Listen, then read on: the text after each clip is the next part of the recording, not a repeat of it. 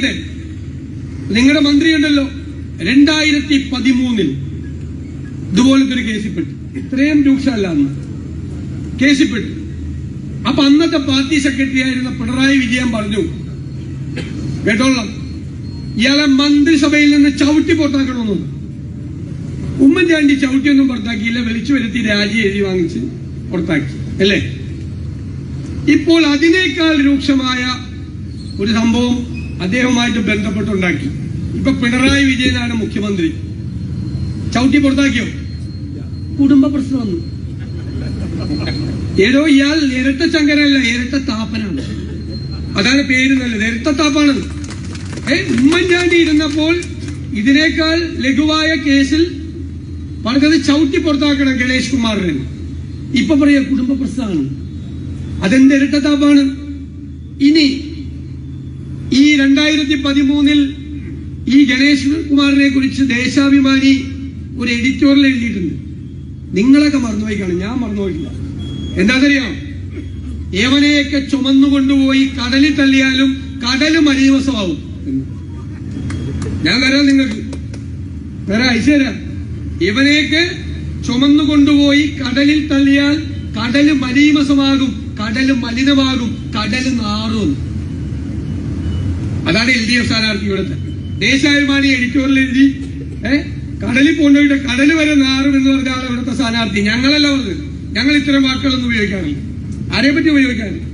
ഇവരുപയോഗിച്ചാണ് വാക്കുകൾ. ആ ദേശാഭിമാനിയുടെ എഡിറ്റോറിയൽ എന്റെ കയ്യിലിരിക്കുന്നുണ്ട്. പിണറായി വിജയൻ പറഞ്ഞ വാക്കുകൾ, പ്രസ്താവന ഞങ്ങളുടെ കയ്യിലിരിക്കുന്നുണ്ട്. എന്നിട്ട് ഇവരിപ്പോ ന്യായീകരിക്കാൻ വരികയാണ്. നാണമില്ലാതെ ന്യായീകരിക്കാൻ വരിക. അതൊന്നും വേണ്ട. ഇതെല്ലാം എന്നിട്ട് ഇതിനെല്ലാം ന്യായീകരിക്കാൻ ഞങ്ങൾ അങ്ങനെയല്ലല്ലോ ചെയ്തത്. ഞങ്ങളുടെ കൂട്ടത്തിലുണ്ടായിരുന്നവർക്കെതിരായി ആരോപണങ്ങൾ വന്നപ്പോൾ ഞങ്ങൾ മണിക്കൂറുകൾക്കകം നടപടിയെടുത്തില്ലേ? ആർജവം കാണിച്ചില്ലേ? കോൺഗ്രസ് പാർട്ടി കാണിച്ചില്ലേ? ഇവരെയൊക്കെ ചേർത്ത് പിടിച്ച് നിർത്തുകയാണ്. എന്നിട്ട് നമ്മളെ വിമർശിക്കാൻ വരികയാണ്. അതൊക്കെ കയ്യിൽ വെച്ചാൽ മതി. ജനങ്ങൾ ഇതെല്ലാം നോക്കിക്കാണുന്നുണ്ട്. ഞാൻ ദീർഘിപ്പിക്കുന്നില്ല. നമ്മുടെ പ്രിയങ്കരനായ സ്ഥാനാർത്ഥി ശ്രീ ജ്യോതികുമാർ ചാമക്കാല കഴിഞ്ഞ പ്രാവശ്യം ഇവിടെ പരാജയപ്പെട്ട ആളാണ്. പക്ഷെ ഇവിടെ ഉണ്ടായിരുന്നു, നിറസാന്നിധ്യമായി ഈ നിയോജക മണ്ഡലത്തിൽ ഉണ്ടായിരുന്നു. തോറ്റിട്ടും നിങ്ങളുടെ കൂടെ ഉണ്ടായിരുന്നു. ഞാൻ അത്ഭുതത്തോടുകൂടി ചോദിച്ചു, എങ്ങനെ സാധിക്കുന്നു? അത് അവരോടുള്ള കമ്മിറ്റ്മെന്റാണ്, അവരോടുള്ള സ്നേഹമാണ്. ഈ പ്രാവശ്യം നിങ്ങൾ വലിയ ഭൂരിപക്ഷത്തിൽ വിജയിപ്പിക്കണം.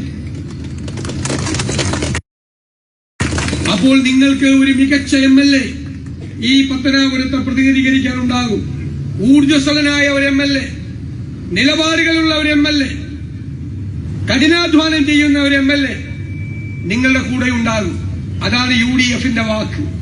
ജ്യോതികുമാർ ചാമക്കാലയെ വലിയ ഭൂരിപക്ഷത്തിൽ വിജയിപ്പിക്കണം എന്ന വിനയപൂർവമായ അഭ്യർത്ഥന നിങ്ങളുടെ മുന്നിൽ വെച്ചുകൊണ്ട് ഞാൻ ഈ സമ്മേളനം ഉദ്ഘാടനം ചെയ്തതായി അറിയിക്കുന്നു.